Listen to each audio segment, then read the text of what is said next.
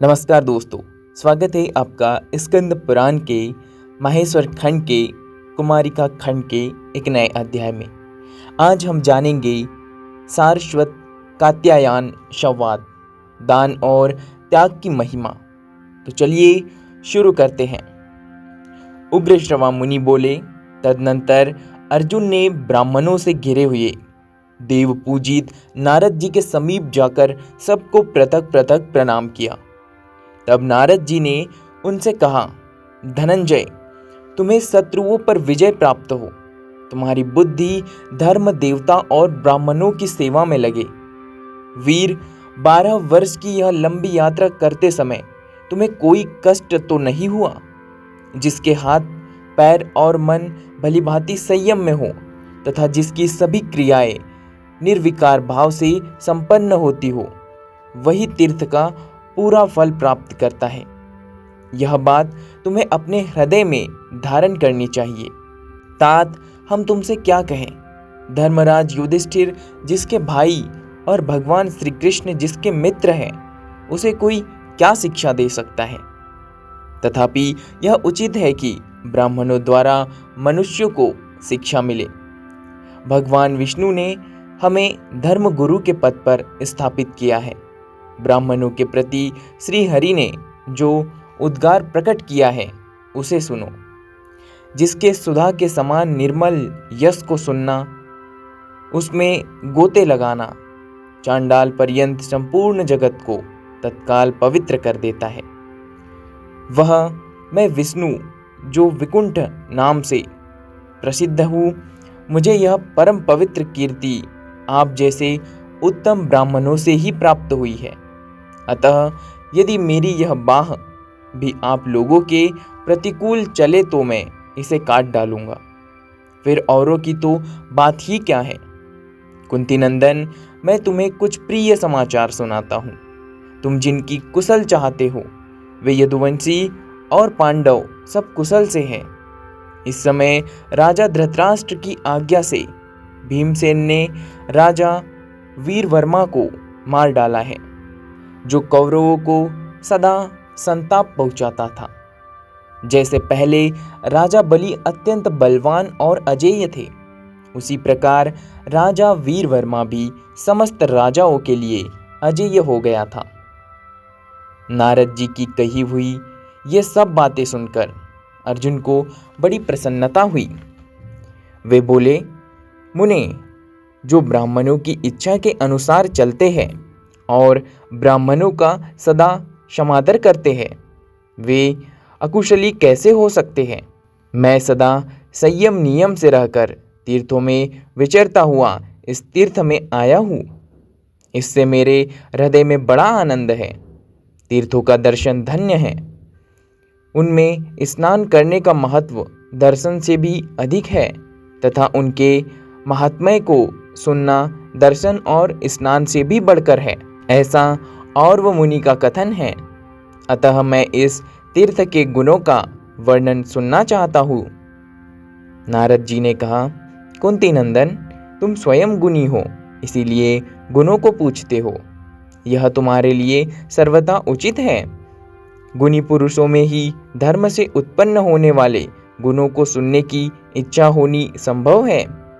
साधु पुरुषों की आयु प्रतिदिन धर्म की बातें सुनने तथा धर्म और ईश्वर के कीर्तन करने में बीतती है, परंतु पापात्मा पुरुषों की आयु सदा बुरी चर्चाएं करने में व्यर्थ नष्ट होती है। इसीलिए मैं इस तीर्थ के जो बहुत से गुण हैं, उनका वर्णन करूंगा। अर्जुन, पहले की बात है, मैं कपिल जी के पीछे पीछे तीनों लोकों में विचरता हुआ एक दिन ब्रह्मलोक में गया। वहां मैंने लोक पितामह ब्रह्मा जी का दर्शन किया और उन्हें प्रणाम करके कपिल देव जी के साथ प्रसन्नता पूर्वक बैठा। ब्रह्मा जी ने स्नेहपूर्ण दृष्टि से मेरी ओर देखकर मानो मेरा स्वागत किया था। इसी समय वहां कुछ ब्राह्मण पधारे, जो सदा जगत स्थिति देखने के लिए लोकहित के उद्देश्य में भ्रमण करते रहते हैं। वे भी जब प्रणाम करके बैठ गए, तब पितामह ने अपनी अमृतमयी दृष्टि से देखकर उन्हें आनंद मग्न करते हुए पूछा, ब्राह्मणों, तुमने कहाँ कहाँ भ्रमण किया है? क्या क्या देखा अथवा सुना है? यदि कहीं कोई अद्भुत बात हो तो बतलाओ। उनके इस प्रकार पूछने पर वे शुश्रवा नाम वाले ब्रह्मा जी को मस्तक झुकाकर इस प्रकार बोले, भगवान, सर्वज्ञ प्रभु के सामने किसी बात का विज्ञापन करना वैसा ही है जैसे सूर्य के आगे दीपक दिखाना। फिर भी पुण्य के लिए आपने हमें कुछ कहने की आज्ञा दी है, इसलिए अवश्य कुछ निवेदन करना उचित है। कात्यायन नाम के एक मुनि थे, जिन्होंने बहुत से धर्मों का श्रवण करके उनका सारतत्व जानने की इच्छा से एक अंगूठे के बल पर खड़े हो 100 वर्षों तक तपस्या की। तदनंतर दिव्य आकाशवाणी हुई, कात्यायन, तुम पवित्र सरस्वती नदी के तट पर जाकर सारस्वत मुनि से पूछो। सारस्वत मुनि धर्म के तत्व को जानने वाले हैं, वे तुम्हें सारभूत धर्म का उपदेश करेंगे। यह सुनकर मुनिवर कात्यायन मुनिश्रेष्ठ सारस्वत के पास गए और भूमि पर मस्तक रखकर उन्हें प्रणाम करके अपने मन की शंका इस प्रकार पूछने लगे, महर्षि, कोई सत्य की प्रशंसा करते हैं, कुछ लोग तप और शौचाचार की महिमा गाते हैं, कोई सांख्य ज्ञान की सराहना करते हैं, कुछ अन्य लोग योग को महत्व देते हैं, कोई क्षमा को श्रेष्ठ बतलाते हैं, कोई इंद्रिय संयम और सरलता को, तो कोई मौन को सर्वश्रेष्ठ कहते हैं, कोई शास्त्रों के स्वाध्याय की तो कोई सम्यक ज्ञान की प्रशंसा करते हैं, कोई वैराग्य को उत्तम बताते हैं, तो कुछ लोग अग्निष्टोम आदि यज्ञ कर्म को श्रेष्ठ मानते हैं और दूसरे लोग मिट्टी के ढेले, पत्थर और सुवर्ण में समभाव रखते हुए आत्मज्ञान को ही सबसे उत्तम समझते हैं। कर्तव्य और अकर्तव्य के विषय में प्रायः लोक की यही स्थिति है। अतः सबसे श्रेष्ठ क्या है, यह विचार करने वाले मनुष्य बहुधा मोह को ही प्राप्त होते हैं। मुने, आप सर्वज्ञ हैं। ऊपर बताए हुए कार्यों में जो सर्वोत्तम महात्मा पुरुषों के द्वारा भी अनुष्ठान करने योग्य तथा सब पुरुषार्थों का साधक हो, वह मुझे बताने की कृपा करे। सारस्वत बोले, ब्राह्मण, माता सरस्वती ने मुझे जो कुछ बतलाया है उसके अनुसार मैं सार तत्व का वर्णन करूँगा। सुनो। यह संपूर्ण जगत छाया की भांति उत्पत्ति और विनाश रूप धर्म से युक्त है। धन, यौवन और भोग जल में प्रतिबिंबित चंद्रमा की भांति चंचल है। यह जानकर और इस पर भली भांति विचार करके भगवान शंकर की शरण में जाना चाहिए और दान भी करना चाहिए। किसी भी मनुष्य को कदापि पाप नहीं करना चाहिए, यह देव की आज्ञा है। श्रुति यह भी कहती है कि महादेव जी का भक्त जन्म और मृत्यु के बंधन में नहीं पड़ता। पूर्व काल में सावर्णी मुनि ने जो 2 गाथाएं गान की हैं, उन्हें सुनो। भगवान धर्म का नाम वृष है, वे ही जिनके वाहन हैं, उन महादेव जी की यदि पूजा की जाती है तो वही सबसे महान धर्म कहा गया है, जिसमें दुख रूपी भंवर उठता है, अज्ञान में प्रवाह बहता रहता है। धर्म और अधर्म ही जिसके जल है, जो क्रोध रूपी कीचड़ से युक्त है, जिससे मद रूपी ग्राह निवास करता है, जहाँ लोभ रूपी बुलबुले उठते हैं। अभिमान ही जिसका पाताल तक पहुँचने वाली गहराई है। सत्व गुण रूपी जहाज जिसकी शोभा बढ़ाता है। ऐसे संसार समुद्र में डूबने वाले जीवों को केवल भगवान शंकर ही पार लगाते हैं। दान, सदाचार, व्रत, सत्य और प्रिय वचन, उत्तम कीर्ति, धर्म पालन तथा आयु पर्यंत दूसरों का उपकार, इन सार वस्तुओं का इस असार शरीर से उपार्जन करना चाहिए। राग हो तो धर्म में चिंता हो, तो शास्त्र की व्यसन हो, तो दान का ये भी बातें उत्तम हैं। राग हो तो धर्म में, चिंता हो तो शास्त्र की, व्यसन हो तो दान का, ये सभी बातें उत्तम हैं। इन सब के साथ यदि विषयों के प्रति वैराग्य हो जाए तो समझना चाहिए मैंने जन्म का फल पा लिया। इस भारतवर्ष में मनुष्य का शरीर जो सदा टिकने वाला नहीं है, पाकर जो अपना कल्याण नहीं कर लेता, उसने दीर्घ काल तक के लिए अपने आत्मा को धोखे में डाल दिया है। देवता और असुर सबके लिए मनुष्य योनि में जन्म लेना सौभाग्य अत्यंत दुर्लभ है। इसे पाकर ऐसा प्रयत्न करना चाहिए जिससे नरक में न जाना पड़े। यह मानव शरीर सर्व स्वसाधन का मूल है तथा सब पुरुषार्थों को सिद्ध करने वाला है। यदि तुम सदा लाभ उठाने के ही प्रयास में रहते हो तो इस मूल की यत्नपूर्वक रक्षा करो। महान पुण्य रूपी मूल्य देकर तुम्हारे द्वारा यह मानव शरीर रूपी नौका इसलिए खरीदी जाती है कि इसके द्वारा दुख रूपी समुद्र के पार पहुंचा जा सके। जब तक यह नौका छिन्न छिन्न नहीं हो जाती, तब तक ही तुम इसके द्वारा संसार समुद्रों को पार कर लो। जो निरोग मानव शरीर रूपी दुर्लभ वस्तुओं को पाकर भी उसके द्वारा संसार सागर के पार नहीं हो जाता, वह नीच मनुष्य आत्महत्यारा है। इसी शरीर में रहकर यतिजन परलोक के लिए तप करते हैं, यज्ञ करता होम करते हैं और दाता पुरुष आदरपूर्वक दान देते हैं। कात्यायन ने पूछा, सारस्वत जी। कात्यायन ने पूछा, सारस्वत जी, दान और तपस्या में कौन दुष्कर है तथा कौन परलोक में महान फल देने वाला है, यह बतलाइए।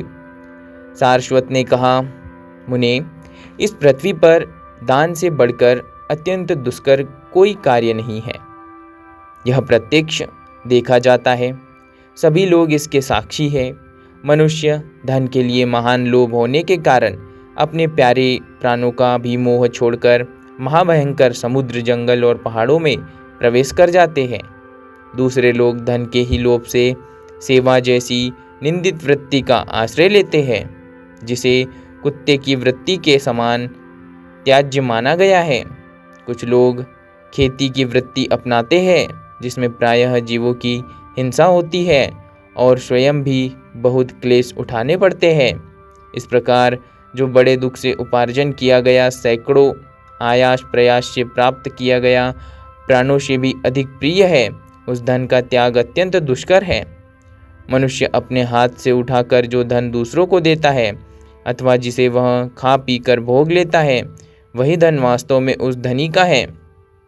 मरे हुए मनुष्य के धन से तो दूसरे लोग मौज करते हैं। जो प्रतिदिन अपने पास आकर याचना करता है, मैं उसे गुरु मानता हूँ, क्योंकि वह नित्य प्रति दर्पण की भांति मेरे चित्त का मार्जन करके इसे स्वच्छ बनाता है। दिया जाने वाला धन घटता नहीं, अपितु सदा बढ़ता ही रहता है। ठीक उसी प्रकार जैसे कुएं से पानी उलीचने पर वह शुद्ध और अधिक जल वाला होता है। एक जन्म के सुख के लिए सहस्त्रों जन्मों के सुखों पर पानी नहीं फेरना चाहिए। बुद्धिमान पुरुष एक ही जन्म में इतना पुण्य संचय कर लेता है जो सहस्त्रों जन्मों के लिए पर्याप्त है। मूर्ख मनुष्य इस लोक में दरिद्र हो जाने की आशंका से अपने धन का दान नहीं करता, परंतु विद्वान पुरुष परलोक में दरिद्र न होना पड़े, इस शंका से यहाँ खुले हाथों धन बांटता है। जिनका आश्रय ही नासवान है, वे मनुष्य धन रखकर क्या करेंगे? जिसके लिए वे धन चाहते हैं, वह शरीर सदा रहने वाला नहीं है। लोगों ने पहले से जो नास्ति नास्ति, नहीं है, इन दो अक्षरों का अभ्यास कर रखा है, उसकी जगह यह देही देही दो इन दो अक्षरों का प्रस्ताव विपरीत जान पड़ता है। याचक जन देही दीजिए कहकर याचना नहीं करते, अपितु कृपण मनुष्यों को यह समझाते हैं कि दान न करने वाले की यह मेरी जैसी अवस्था होती है, अतः आप भी ऐसा ही न बने। याचक दाता का उपकार करने के लिए ही उसके सामने देही दीजिए कहकर याचना करता है, क्योंकि दाता तो ऊपर के लोकों में जाता है और दान लेने वाला नीचे ही रह जाता है। जो दान नहीं करते वे दरिद्र, रोगी, मूर्ख तथा सदा दूसरों के सेवक होकर दुख के ही भागी होते हैं। जो धनवान होकर दान नहीं करता है, दरिद्र होकर कष्ट सहन रूप तप से दूर भागता है। इन दोनों को गले में बड़ा भारी पत्थर बांधकर जल में छोड़ देना चाहिए। सैकड़ों मनुष्यों में कोई सूरवीर हो सकता है, सहस्त्रों में कोई पंडित भी मिल सकता है तथा लाखों में कोई वक्ता भी निकल सकता है, परंतु इनमें एक भी दाता हो सकता है या नहीं, इसमें संदेह है।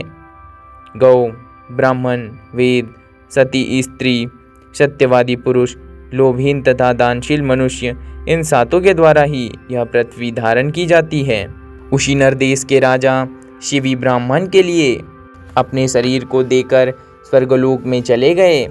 विदेह नरेश निमि ने अपना संपूर्ण राज्य परशुराम जी ने सारी पृथ्वी तथा राजा गाय ने नगरों सहित समूची पृथ्वी ब्राह्मणों को दान कर दी। एक समय जब बहुत दिनों तक मेघों ने वर्षा नहीं की, तब वशिष्ठ जी ने सब प्राणियों को उसी प्रकार जीवित रखा जैसे प्रजापति समस्त प्रजा के जीवन की रक्षा करते हैं। बुद्धिमानों में श्रेष्ठ पांचाल नरेश ब्रह्मदत्त ने श्रेष्ठ ब्राह्मणों को शंख निधि प्रदान करके स्वर्गलोक प्राप्त किया। ये तथा और भी बहुत से राजर्षि जो शांत चित्त और जितेंद्रिय थे, दान तथा शिव भक्ति के प्रभाव से रुद्रलोक में गए। जब तक यह पृथ्वी टिकी रहेगी तब तक इन सब की कीर्ति स्थिर है। ऐसा विचार करके तुम सारभूत धर्म के अभिलाषी होकर भगवान शंकर की प्रसन्नता के लिए सदा दान करते रहो। यह उपदेश सुनकर कात्यायन भी मोह त्याग कर वैसे ही हो गए। दोस्तों, इसी प्रकार कुमारिका खंड का यह अध्याय यहाँ पर समाप्त होता है। बाकी हम पढ़ेंगे अगले वीडियो में। तब तक के लिए धन्यवाद।